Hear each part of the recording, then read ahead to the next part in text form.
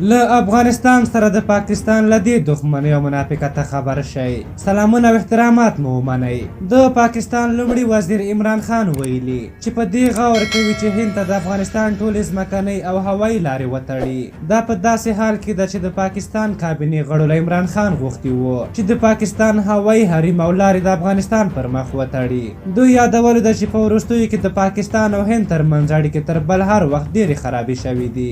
بلخوا د هند او افغانستان اړیکې تر بل هر وخت د مودي او اشرف غني په وخت کې ډېرې پیاوړې شوي دي چې پاکستان دا هر څه نشي زغملی او غواړي په دې منافقت سره د هند او افغانستان په سوداګرۍ کې مشکلات پیدا کړي. خو بلخوا پاکستاني اقتصاد پوهانو حکومت ته مشوره ورکړې چې له دې کاره تیر شي ځکه د پاکستان لویدلی اقتصاد به نور هم ولویږي. د یادولو ده چې ولسمشر غني ویلي وو چې که پاکستان دا کار وکړي منځنۍ اسیا ته به پرې لاره بنده کړي. دا چې پاکستان به بیا ونشي کولی له منځنۍ اسیا سره سوداګرۍ وکړي. په ورته وخت کې له هند سره هم اړیکې خرابې دي. له ایران سره سوداګرۍ په دې ګټه نه ورته کوي چې هغه هیواد خپله د اقتصادي فشارونو لاندې دی او کله چین سره سوداګري کوي یوازې واردات به ترې کوي او صادرات به یوازې خام توکي وي چې هغه هم ګټه نه ورته کوي او پاکستان پکې تاوان دی.